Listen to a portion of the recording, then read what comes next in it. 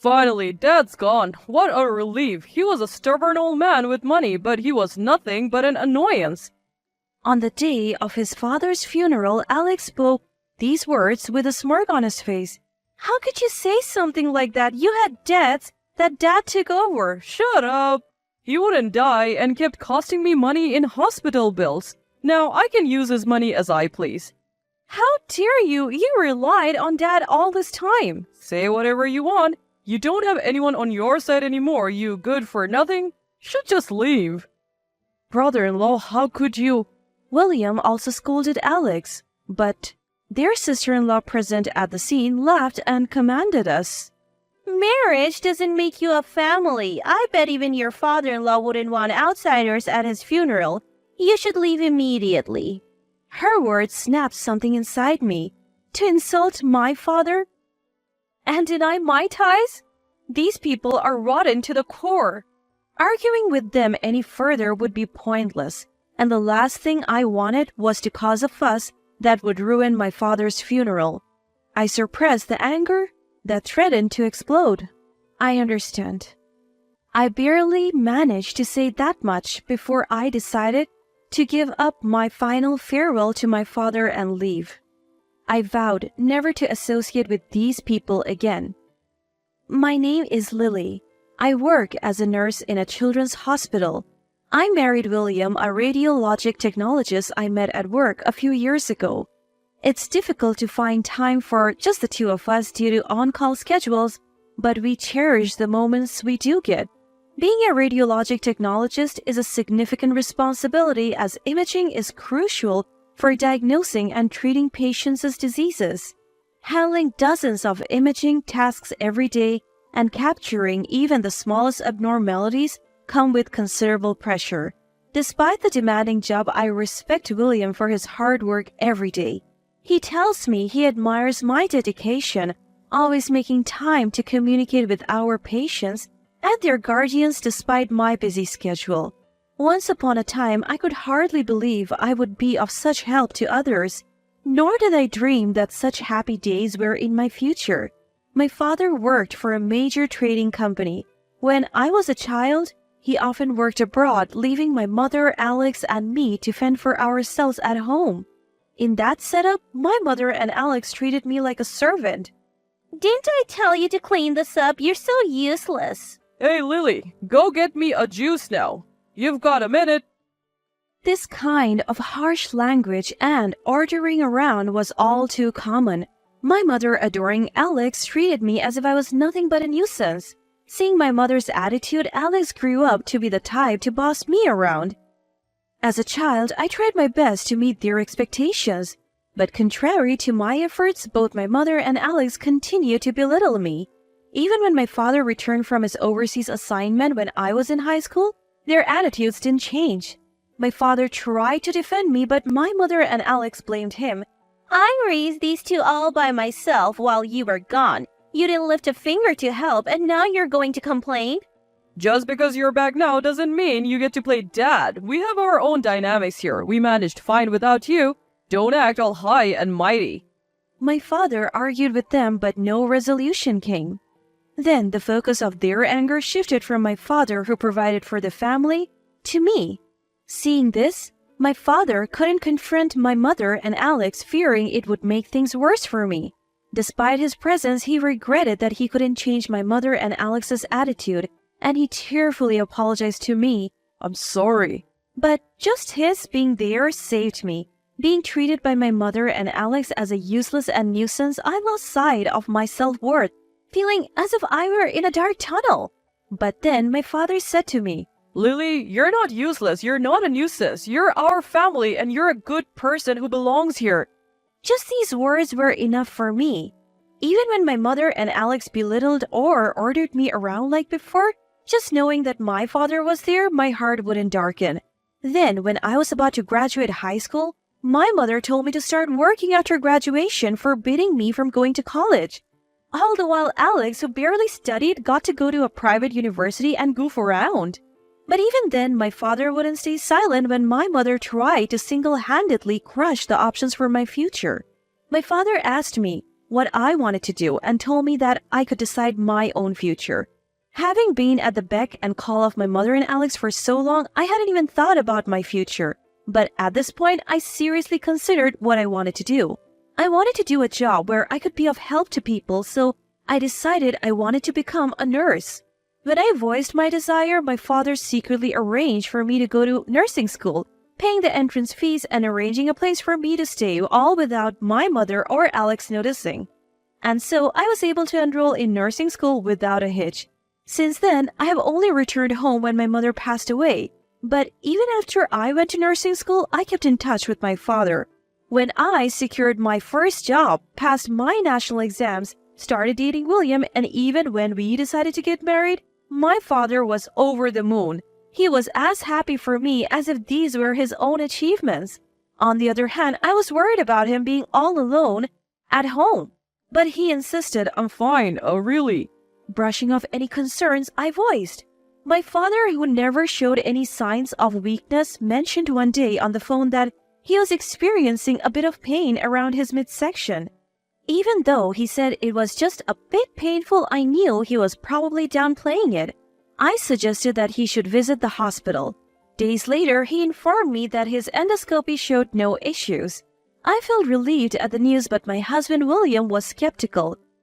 He said that there could still be a problem that wasn't detectable with just an endoscopy and suggested a cancer screening as a precaution.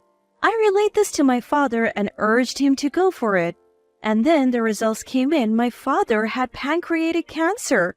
While it was a shocking revelation, we were told the cancer was still at a stage where it could be surgically removed. So my father was admitted for surgery. The news had initially plunged me into darkness, but luckily the operation was a success. When William and I visited him in the hospital, although his fatigue was evident, he greeted us with a smile. Just as I started to feel a bit relieved at seeing my father looking better than expected, the door to his room swung open abruptly. There stood Alex and a woman. With a fleeting glance, Alex acknowledged our presence but barged into the room without a care. Get out, he said, tilting his chin towards the door as if we were in his way. The woman next to him was also gesturing for us to leave. I quickly realized that she must be Grace, the woman Alex had married. Having heard about Alex's marriage from my father, I intuitively felt that this must be his wife Grace. Can't you wait a little? We just got here, I protested. But Alex just smirked disdainfully at me. Like talking to Dad is going to improve his condition. I know, but I've barely had a chance to speak with him.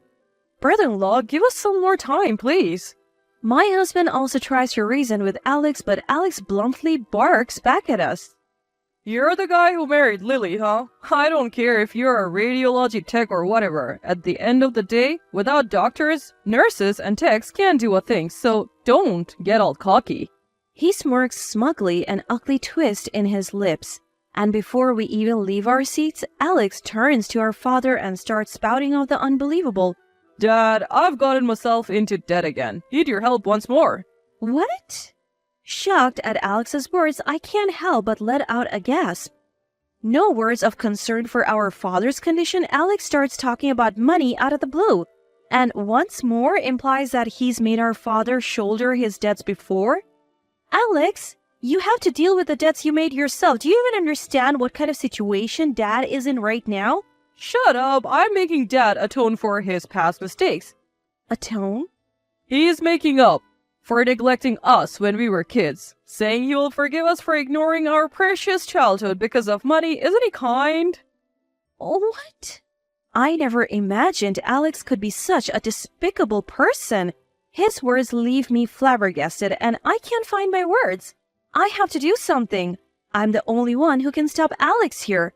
I think this and start to find words to retort, but my sister-in-law standing next to Alex looks at me with a puzzled face. Don't get all high and mighty just because you're married. You're in the way, so go home. I snap at my sister-in-law's words, and I don't have the luxury to stay calm. That's enough. Forgetting that I'm in a hospital room, I can't help but raise my voice. Lily, stop. William quickly stops me, and I'm taken aback. It was then. Lily, you should go home for today. Our father quietly said so and gave us a listless smile. Thank you for today. You can come again some other day. Hearing our father's words, Alex and his wife looked triumphant.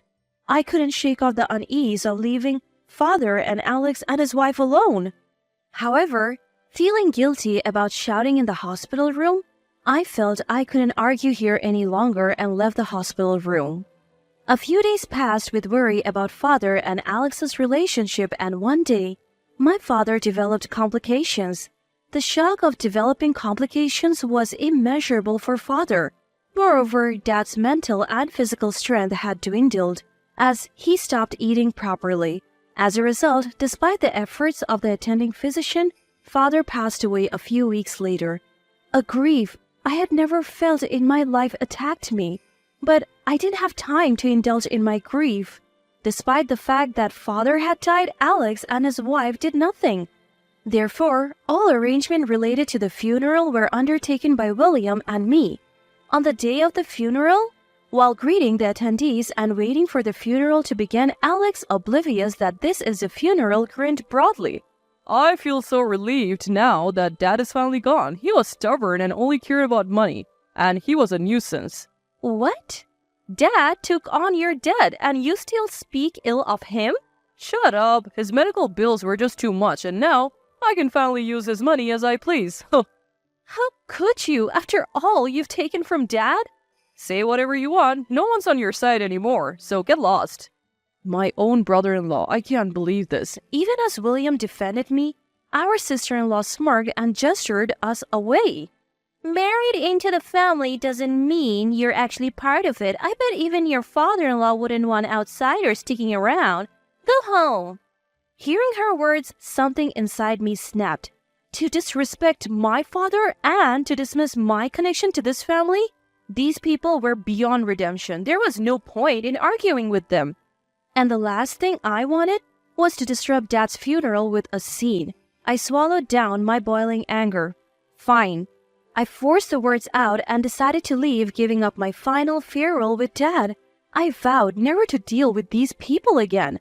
But the next day, my phone was flooded with calls from Alex and his wife. I had a hunch about what they wanted, but I ignored them all. Alex didn't care about me enough to know where I lived. If I kept ignoring him, he would give up eventually.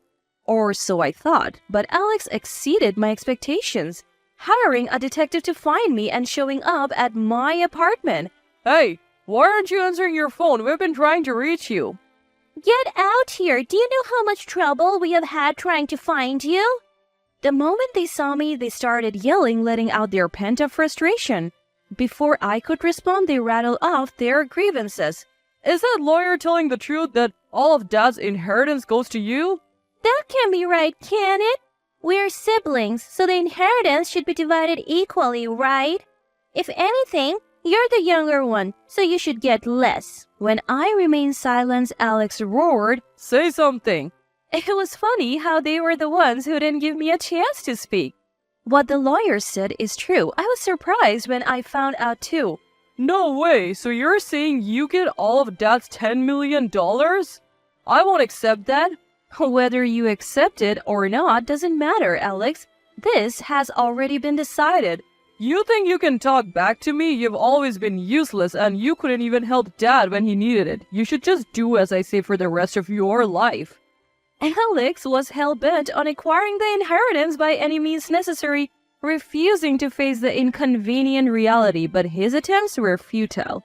After all, our father had expressly excluded Alex from the list of heirs. Whether Alex accepts it or not, it doesn't matter. This is already settled. No way. Lies? Alex, you made Dad pay off your gambling debts, calling it atonement. Plus, you used Dad's stockholder benefits without permission and sold its belongings. Also, Dad had taken measures to ensure that Alex could not inherit his property, citing insults from Alex and my sister-in-law among other reasons. What you guys did is enough to lose inheritance rights. Get it and leave. Don't ever show up in front of me again. Alex and his wife, who had been furiously screaming, seemed to finally grasp the reality as they listened to me. Proof of this was their faces turning ashen. Leaving them to their distress, I started to return to my room, but my sister-in-law pleaded with a voice similar to a scream. Wait, please share the inheritance with us. Even now, my sister-in-law begged for the inheritance. When I shot her a cold look, she started babbling even without being asked. We thought we would get Dad's inheritance, so we bought a condominium in the Highlands. We borrowed money from a pretty risky source, thinking we could pay it back quickly. If we don't return it soon, the interest won't be a joke. Please share the inheritance with us. Apparently, not only did Alex and his wife buy a condominium in the Highlands, but after Dad passed away, they lived a life of luxury, gambling more than usual and splurging on brand goods. That's not my problem, I said. Upon hearing this, Alex shouted in panic. You have always done what I said, right? You should just obey me. When was that? Through my job, I've met a husband with whom I can respect each other and contribute to society. I'm different from the person I was then. Don't you think you can have it your way with me forever? As I raised my voice to match Alex, he fell to his knees on the spot and still clung to me in tears. Alex is asking for help as a family, and you should help him. My sister-in-law also raised her voice and appealed to me, but I spat out sharply. Weren't you the one who called me a stranger after insulting Dad and denying my relationship with him? I have no obligation to help you guys anymore. What? How dare you? If you keep loitering, I'll call the police. Are you okay with that? At the mention of the word police, Alex and his wife disappeared from our sight as if running away. Afterwards, at the memorial service, I met relatives and heard a stream of complaints about Alex. Alex and his wife had been appalling at Dad's funeral with sloppy speeches as funeral organizers and lack of proper manners, leaving all the relatives dumbfounded. Apparently, after a lawyer told Alex he had no inheritance rights, he went around asking all the relatives to tell him where I was, but no one told him, so he had to hire a detective. But when my plans fell through, even after hiring a private investigator, Alex was reduced to begging our relatives for money, his head bowed in desperation, I heard. Still, our relatives, disgusted with Alex and his wife, refused to lend them any money. It seems they ended up fleeing somewhere without anything but the clothes on their backs to escape from their debtors. And now, months later, apparently Alex and his wife are still stuck in a loop, constantly running whenever their debtors catch up with them. I imagine his wife must be sick of such a life, but she can't make a living on her own. No doubt, she is unable to leave Alex and they must be quarreling daily. On the other hand, William and I, unable to attend my father's funeral, visit his grave once a month. Thanks to my father's support, I have been able to become a nurse, and I found William the love of my life through this career. I plan to appreciate him every day and continue to do my very best, whatever that may be.